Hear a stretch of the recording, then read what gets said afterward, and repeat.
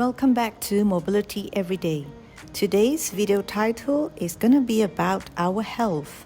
Movements and exercises can help increase blood flow back to our heart.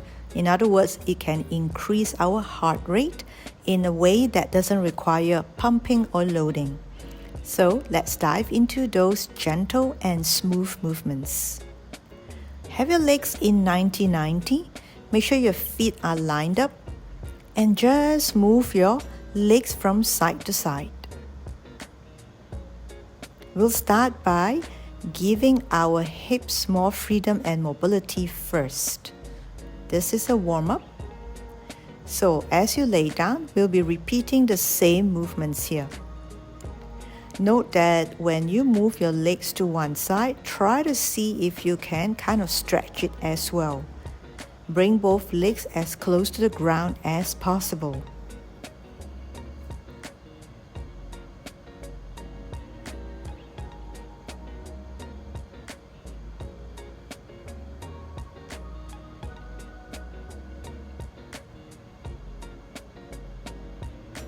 Do this slowly at a deliberate pace here.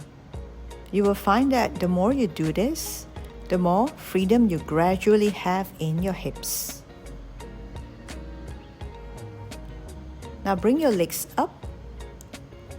So, by having our leg work done this way, upside down, defying gravity, we are essentially starting to pump blood back to our heart. Leg work does increase heart rate because as we move our legs, the blood that goes to the leg to facilitate the movement needs to come back to our heart. So it's one full cycle. It can only be good for us. So then slowly start to do small bicycles.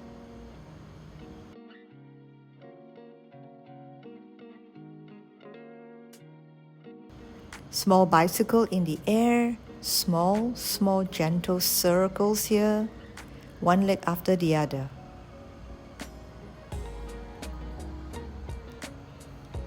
So now you might see why we need to warm up with our hips first, as we did just now in 90-90, just so that we get more space in the hip joints that will help us to do the leg work more smoothly.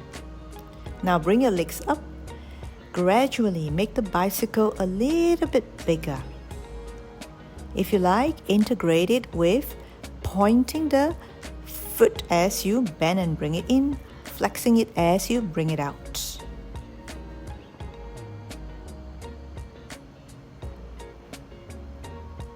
Can you feel like your legs are moving like cottons? Let's try. Just imagine cottony legs here.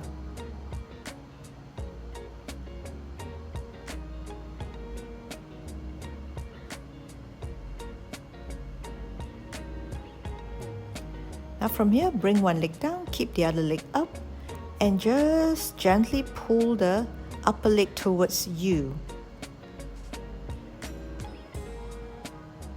Keeping it as straight as possible.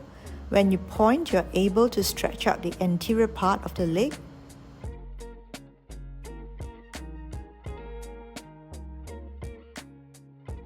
Moving it slowly towards your chest. Now, little detail but important. Bend your elbows as you bring the leg towards you, and then now you can start to curl up your chest, neck and head.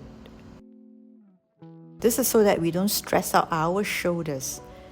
We bend the elbow so that we use the back part of our arm as we curled up, instead of feeling like we are scrunching the front of our shoulders. Pull the leg towards your forehead as much as possible.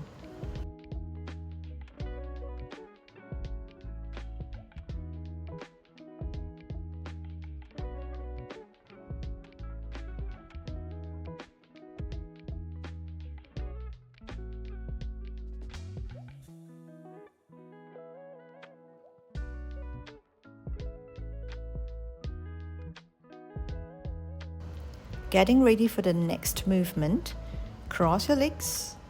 See if you can push your pelvis and your legs up. kind of pulsing your pelvis and your legs together. Bring it towards you a little bit, but not too much, and changing your cross. Although this movement is small, it definitely is very effective in bringing blood back to our heart. Note that there are two gentle ways to increase blood flow back to our hearts. One is to do inversion. Another one is to simply lay down and have your legs up towards the sky or ceiling and do a variety of different leg work here. So as you keep pulsing your legs and your pelvis, make sure to keep the toes pointed.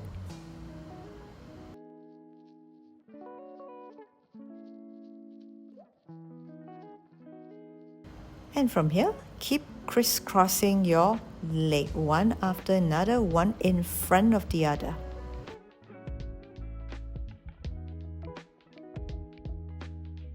Bend your knees, bring it down and bring it up.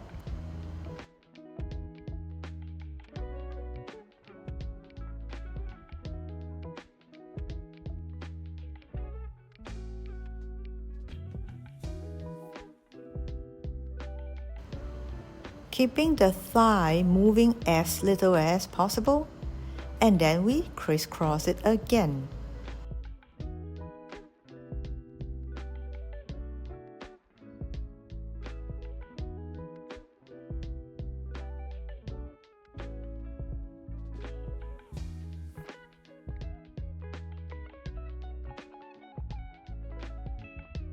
Let's take a break from laying down on the ground here. As you sit up, arching your spine and curling your spine. Arching, opening your chest diagonally towards the sky and curling, just looking down to your big toes.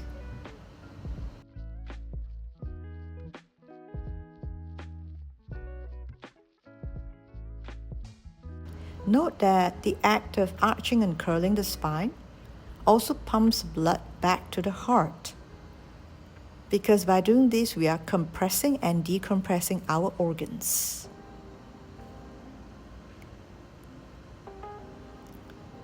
As from here, let's do a little bit of a spiraling motion here. Bend one leg and spiral your spine to the same side. In my case, to the right and to the left. As you transition at the center, keep both legs straight, curl back, and then to one side, arching or straightening your spine. Again, transition and to the other side, arching and straightening the spine.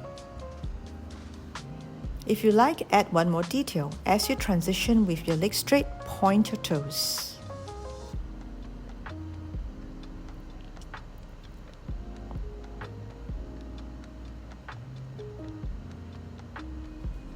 Opening the chest to help us breathe better. And we'll continue to open the chest, but first, let's release a little bit more tightness around the arms and the shoulders here. Push yourself up a little bit, pelvis floating off the ground, and hang your torso off your joints, your shoulders and your arm bone joints here, the glenohumeral joint, moving it side by side and forward and back. Imagine yourself like a hammock. As the wind blows, it moves very slowly and slightly.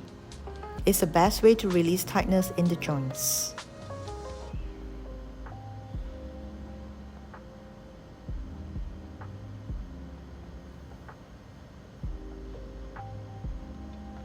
So here it is, opening up the chest to face the sky, facilitating blood flow to our heart. Opening the chest, let the blood flow, slowly curling down, pelvis not touching the floor if possible. We want to maintain connection of our body to this movement so that we don't slump. We are continuously supported by our upper back.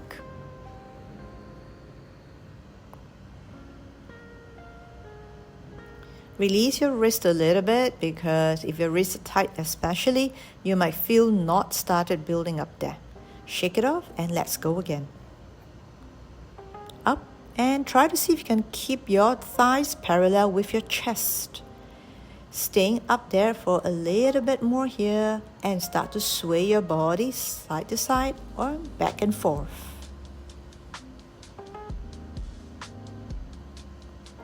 Moving the joints more, but also in a more challenging position, requires more upper body strength.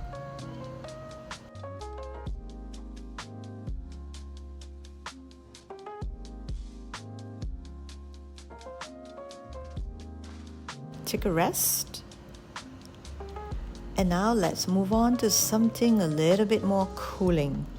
Transition to curling the spine and arching the spine. Hope you feel more fluidity now. You can curl and arch your spine a little bit more, curling a little bit more, arching or straightening a little bit more than you did just now.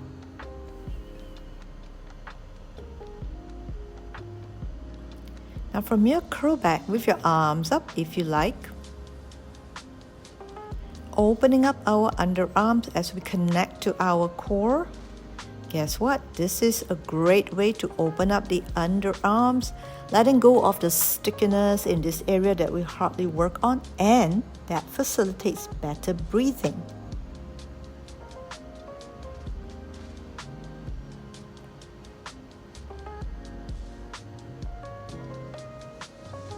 Scoop your belly in as you do all this, otherwise there might be too much on your shoulders and arms. That is all for this video. Thank you for watching. Keep moving, keep getting better. Like and subscribe, and I'll see you very soon in the next video. Movement has been my form of self-care for over 20 years, and I want to show you how you too can move and take better care of yourself every day.